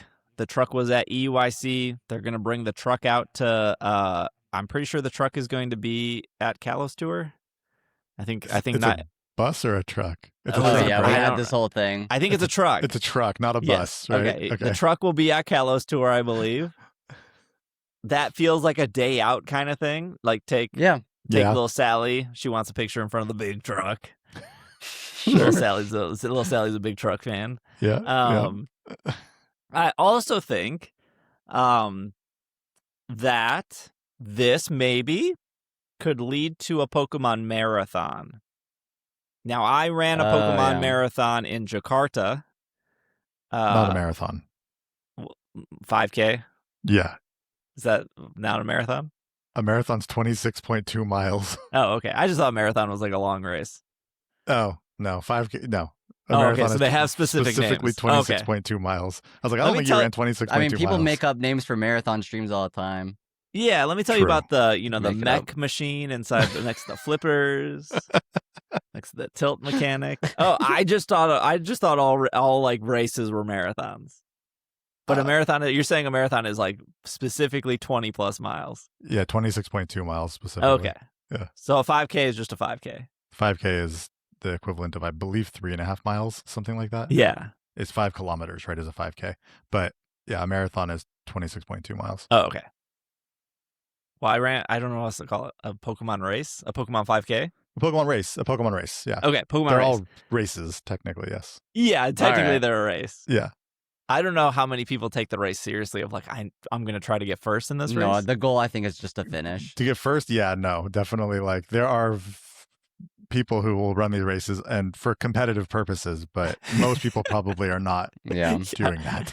So for the Pokemon race, sorry to all marathon people, I didn't mean to misuse the word. They had 2 options. They had the 3K and then the 5K. And there was just like some point in the race, it said like turn here for the 3K, and then keep running if you want the 5K. And then on the race for the Jakarta, there was like little obstacles. And what I mean by little obstacles, I mean like literally little obstacles. Like one was like a little grassy hill you would climb over with like a standee of Bulbasaur. And one was like a hoop you would jump through. But you didn't have to do it, right? You could just run around it. But almost every single kid was like, oh, I want to go through the hoop. Go through the hoop. Or I want to run through the bubbles. So I guess that's how you keep kids engaged. And then before the race, you could do your stretches and warm up with Lucario. Like Lucario was out there doing calisthenics. Okay. Okay. So they're doing a race in Korea.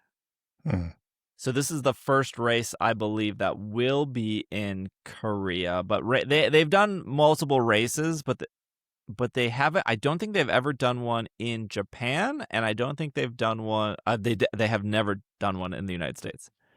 Okay. So if I'm thinking of like what could happen at a day out or night out event, I would like to see a race. That'd be cool. I think that would be great. The one it's called Pokemon Run in Korea, and this one is taking place in May. And I got the medal from the Jakarta one. You get a medal for competing and all this stuff, and you get like a little jersey. There's been a couple races. I think Jakarta has had or at least Indonesia has had like 3 races. Right. And I think India has had 1 race. And somewhere else has had a race. But I think that I don't. Where do you even have it? You could have a race a lot of places. Yeah, there's a lot of places. Yeah, that's. I mean, like I've done the color run before, and that's like usually like a yearly thing in Milwaukee. But I know color run is worldwide. They'll have it in multiple places. Yeah. And I know Disney does their runs, but Disney's runs are at like 3 a.m. because it does it before the park opens. Is it? Yeah, I know because San Diego, we have what's called the Rock and Roll Marathon every year, and that is 26 miles, 26.2 miles. Yeah. Oh my there gosh. are other shorter like races within that as well, right? Just so you were saying, they're 3K, 5K. So there's like a half marathon. There's like a 5K as well that happened within that week, within the weekend. But yeah, I could see them doing something like that, especially if there are multiple throughout the year. They could have them in a few different places throughout the year. Yeah. I just don't know what else you do. Like you bring a truck, you do a little Pokemon Go, maybe you have a play lab, DJ set. It just kind of feels, at least in my mind, it just seems like a small Go Fest. Right, but not Go focused. But Go will definitely be there. There's no way they don't. Yeah, they'll be a part of it. Go Fest has little food trucks. They got music playing. They got things to do. I don't know. But yeah, it would be less Go focused. There'd probably be like a little TCG area, maybe. In my mind. Did you feel like when you ran that race in Jakarta that you were connecting with fellow trainers in an interactive and immersive way? Yeah, sure. Yeah, I mean, like, it felt like we were all doing something together. Sure. Yeah. Yeah. Yeah, no, it was great. I mean, it was very early, too, because you wanted to get the run in before the sun came up fully and blasted you. But I'm just thinking of all the events I've been to, like, what else could they do that they've just never done before? Because you think of like house. Bounce house. You just think of like all the things at Worlds. Like there was like a lot of things to do. But if they were to do that in a smaller scale, is that even worth going out to? Of like, okay, we can color, we can maybe trade. There's a little bit of Pokemon Go. If there's like multiple of them around the country, and it's not like a big flight to go, maybe. Yeah, this doesn't scream like something that you would travel a long distance to, which is why I feel like they do have to have it in a fair amount of places, you know, in the way that they're describing it. where it seems like it's very like 30th anniversary focused in a way, and they want to get people out and about together. And it just feels like that has to happen in a lot of different locations, because I just don't feel like it is, I'm going to fly to Chicago to go to a day out event that happens for 6 hours. Yeah. But also, what if they just stick this onto events that are already happening? Like, for example, at Comic-Con, yes, they'll have the 2 years in a row they've done a TCG thing where it was Yeah, like that's free, true. and you would go see the TCG cards early, and if you were like the first 200 people, you get like 2 free booster packs. But there was also Go stuff there. Like, there were specific Pokestops there that you could Right. spin. Mm-hmm. And do they just say like, okay, we're doing the TCG thing again, but like the night out version is, 16 plus, and it's just no kids at the night out because it's late, but it's the same experience. Right. But during the day, you should bring your kids. Yeah. Maybe. I do think the idea of it being attached to other events that happen throughout the year in different locations makes a lot of sense, because then they're not tacking on an extra event that people are having to attend separate from all these other events that may happen. So if they just make them a part of these things, like you said, like Comic-Con, I could see there's a lot of events, like in San Diego Comic-Con, there's a lot of events that happen that are not, that you don't have to have a Comic-Con ticket to get to. Yeah. That just surround the convention center. And if they did something like that with events around the country, that would be pretty cool. Right. Like for Chicago Go Fest, is there going to be a night out portion to that? Mm-hmm. That is like, here's more Pokemon Go, but also here's Pokemon themed alcohol-free cocktail area where you can get like a Blastoise. Like I was invited to a rooftop party by Pokemon 4 Worlds, and they had Pokemon non-alcoholic cocktails. Like there was a Vaporeon drink and a Jolteon drink and a Pikachu drink, right? Right. And I was like 20 minutes late to this event because I was with you guys. We were at Disney. Yeah. And when I got up there, they were like, "Oh, we're all out of the Pokemon-themed cocktails." I'm like, "Oh, No. okay." Quick. Sure, I guess. I mean, you only invited like 40 people. How we already have? But, yeah, it seems like it seems odd that they ran out of drinks for an invite-only right meetup. Yeah, like an invite-only late night alcohol-free cocktails. I don't know. We had 3 Pokemon cocktails and they're gone. Had they're gone. 3 Pikachus and 3 Espeons. You were late. Yeah, I don't know what that like. That's why I brought up the run. Yeah, because the run would be new and it would be cool, and it's something they've proven they've done before in other markets. Mm-hmm. But I don't know else what they could do. Yeah, like even before we figured out what was Kalos Tour, we were like, well, it has to be a DJ show. It could be a drone show, but we quickly verified that you can't fly drones over the Rose Bowl. So what's your other option there at night? Yeah, really, it's music, right? It's usually nighttime things are usually music focused in some way. Yeah, and then the other, like when I was also in Jakarta, they did like a festival, right? They did they came out and they sung the Pikachu kids, like actual kids songs, right? To teach you letters or to teach you phrases or to teach you colors that you see on that kids YouTube channel. They came out and they did that. And then they came out and they did the Miku stuff. So a Miku performance, which was like really cool. And then they came out and then they did DJ Pikachu. And he played his set for like 15 minutes. And then they did like another concert after that. I didn't stay for that. And then after that, they did the drone show. And they did that every night in Jakarta for 3 days or whatever. Right. Yeah. But like the daytime activities for Jakarta was, coloring, play lab, picture with Pikachu or Eevee. Yeah. Like the things that we've already seen. I think that Jakarta is a good example of what these things will probably be, because those are just kind of the activities that make sense for large groups of people coming through. and not, taking up a bunch of time. You can kind of stop in, do a few things if you want, have some fun, and then you can take off. But again, I don't think that gives a good reason to travel for those events specifically. Right. So I do hope that they are really planned out throughout the country. Yeah.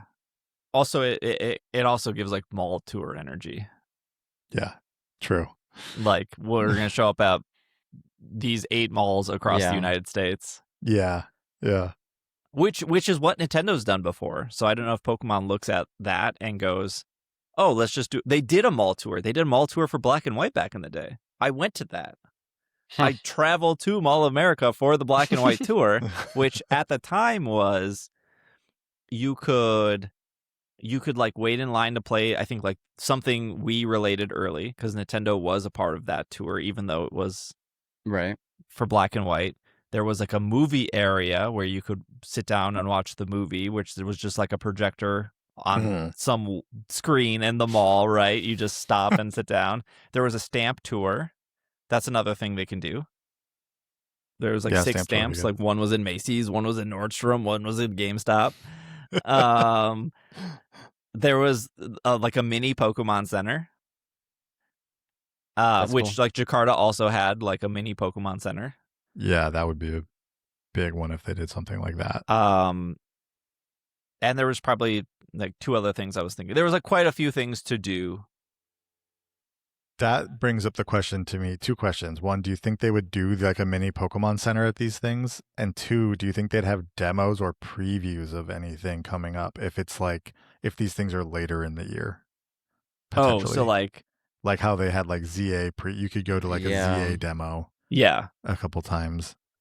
Well, that's what they did in Paris too. Remember they invited me to that Paris thing? Yeah.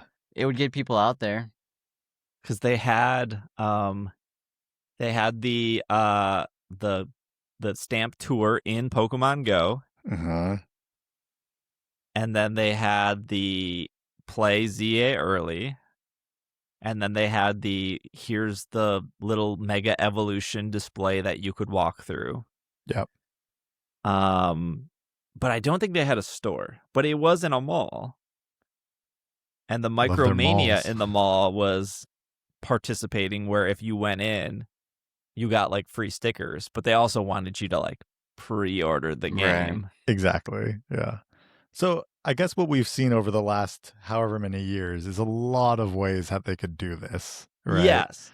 And I think our takeaway is I don't think it's going to be like a big, amazing event that you would travel to, like a Go Fest. I think that's probably the takeaway. Yeah. I think it's probably closer to like a mall tour. Yeah. Like maybe like the Animal Crossing aquarium thing is now touring. Yeah. And if you're a big Animal Crossing fan, maybe you tour for that. But I think the majority of people are not booking a flight in a hotel for a very small Animal Crossing experience attached to Mall of America. Right.